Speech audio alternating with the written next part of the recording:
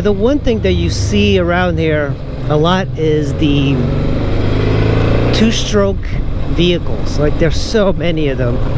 You would think they would disappear, but here people stick with them. I don't know exactly what the deal is, because the last thing I would want is a two-stroke vehicle. These are all olive trees everywhere.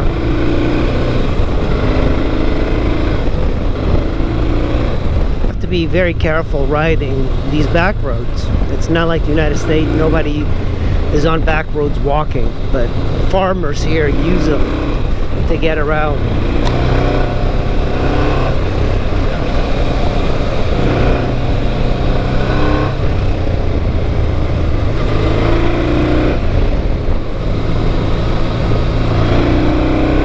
You know, even though I didn't change my rear tire, I only changed the front one. I should have really changed the rear, you know, but it's still got a lot of tread. It's just old, you know, and I feel that it's not gripping as much as I'd like it to grip, because it's an expensive one. It's a Torrance rear tire, which is very expensive. I think it's Metzler. I'm not really like that into like tires. I mean, I'm a guy that puts a car tire on his motorcycle, so I'm not that sensitive to it. Yeah, you heard the... See, this is the danger. Like, I swear to God, they just park like in the middle of the road, in a twisty road, which is crazy. Shift at the corner. Actually, look at this. There's a little dirt there. Normally, I don't see gravel, because you see how they pave it. This is the correct way of paving a road so you don't get debris. You see that on the right side, there's like a dip with concrete. Look at that. That keeps all the crud in that border. That's something that the United States should take note.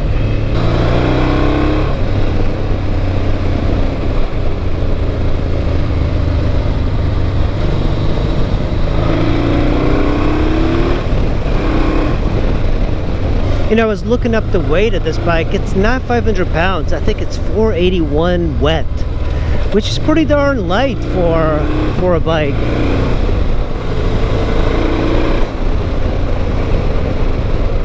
I believe that the V-Strom is something similar, 456 or something. I could be wrong. The V-Strom is also 50 horsepower, and this was like 64 horsepower, just a tad bit more. But I bet the XRV750 puts out like 70 horsepower. I don't know. It looks cool though. I like the slimness of the the XRV700. One thing that I do learn, if I keep a bike for a long time, I do love the shaft drive. Shaft drive, tubeless tires. Those are things that are musts for me. My rear tires just skim that rough section of pavement there. Yeah, there goes my tire. It just like skips. It skips over the rough stuff. I think my...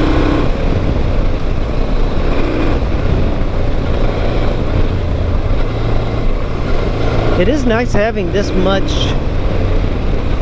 suspension to kind of bounce you up and down. But what I find is that this bike, going slow, doesn't like it. It likes to be going 4,000 RPMs and up in order for it to soak up the suspension. It's not the type of bike you lug around. It's just not that sort of machine. You can lug a V-Strom, you can lug a Super 10, you can lug a BMW GS, but yeah, this one's not a lugger. Look at this, just a dog running around. Careful, buddy.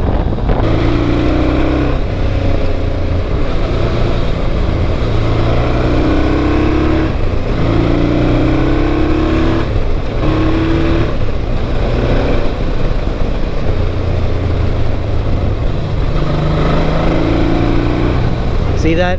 He's moving pretty darn fast. They just know exactly. Here comes the semi.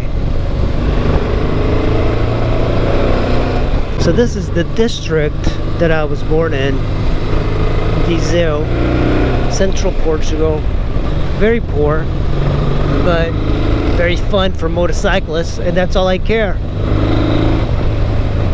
I mean, the roads are actually better shaped than Aveiro, the district of Aveiro.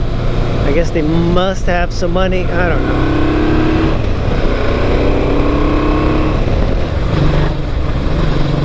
Very blind corner, be very careful.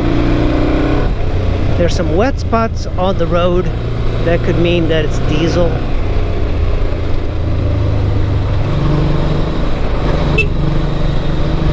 I honk because sometimes cars just, they go way over that line.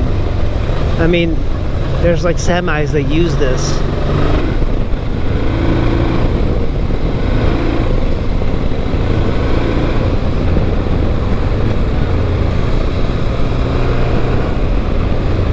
The twisty sign is different than the one in the United States. I don't know if you noticed that. It's a horizontal squiggle. Beautiful views of the mountains. The problem is just the haze and the pollution that's all over. But still a freaking good view. Like, all of these houses have amazing views. Caramulo, Cabeça de Neve. It's a head of snow. That sounds cool. But we eventually are going to go to the left. Heading to Caramulo. There's a lot of riding here, even off-road riding. I like coming here.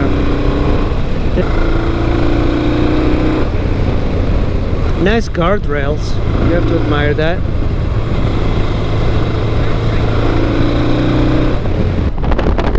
So very different hilly landscape than I'm used to in Aveiro, which is, I kind of prefer this. It's much more scenic, much more interesting, and the gravel is better. I think my tires are overfilled. I believe we would have to walk up here to see it. Momoa, 50 meters. I'm not walking 50 meters. How much is that? Look at this. Look at this view. This is why riding in Portugal is cool. Right over there, that tower, that's Caramulo. And we'll just go there. There's more off-roading over there. But I want to see this dolmen. Let's go check it out. Put this here. This is so difficult to find. Monument of the Laseiras. Where? This? Oh, that's disappointing. What? A bunch of rocks? Where's the monument? You mean I walked all the way for this? What are you talking about? This is not a monument. Not that impressive, but I guess, look, this mound that I'm on is non-megalithic tumulus showing subcircular contour with 7 meters in diameter and less than 0.5 meters height, composed mainly by soil, granite, and quartz. Also visible is a peripheral ring composed of granitic rock embedded to the ground. Man, to be an archaeologist and finding this, it's really not that impressive. I don't know. Maybe I'm just spoiled. I guess I was expecting something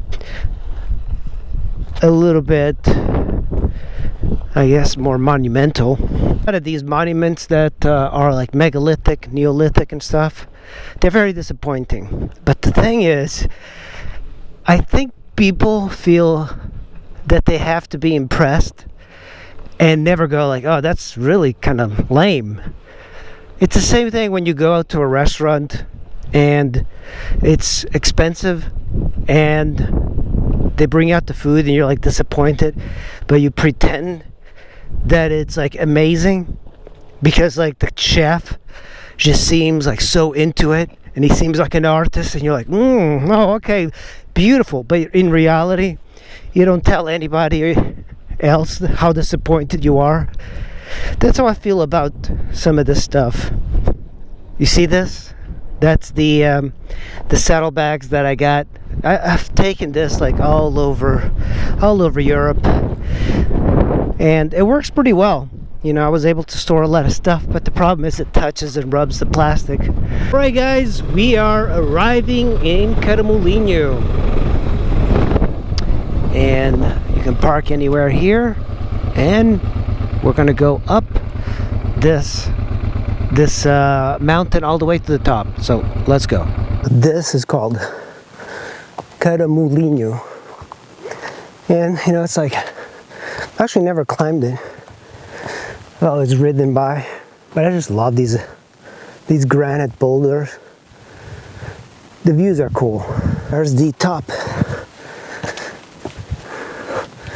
You still feel your body working. Whew.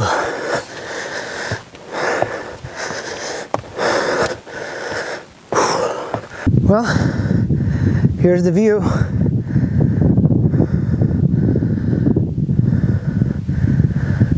Different than what you would have in California, even hiking. So right here, there's this part. It's called the Little Caramulo. There's a gravel road there, and then all of this is farmland. It's a small plateau before you start to dive further down the mountain. So really fascinating. But if you look at the landscape, it's full of like these stones, and when you look at the way the Portuguese make their houses, they use these stones.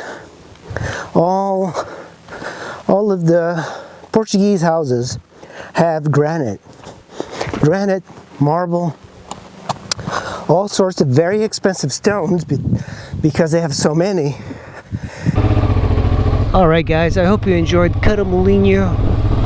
It's a really interesting little section. This is my favorite part. It's not so much the hiking, it's this. I like this. I like riding off-road here. There's so many twisties like this everywhere, especially in central Portugal. You become nauseous after a while because it just doesn't stop. There's no break. There's no stretch of the road where you go like, oh, okay, a breather. No, it just keeps going. Oh, going and going and going. That's why you require a lot of attention to keep focus on the road. It's always like this. It goes on and on. In a way, like I prefer the United States roads where there's like a little bit more openness to it, but because I mean, going down from a mountain here, it's like this. Then you get to a village, but it's still twisty. I couldn't stand driving when I lived here. It was nauseous. But this is the reason. It's just like no non-stop twisties. Non-stop. You see that? It just keeps going. Oh, look, a stretch that's open. Oh, no. It's still twisted. Approaching Viseu. Here's the sign for it.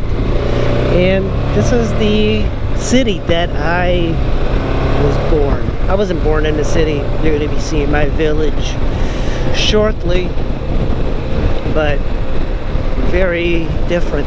It's also a lot hotter here than in Aveiro, like the beachy part of Aveiro. There's like this really nice wind. Here, not so much. It's suffocating heat, and that's what I remember.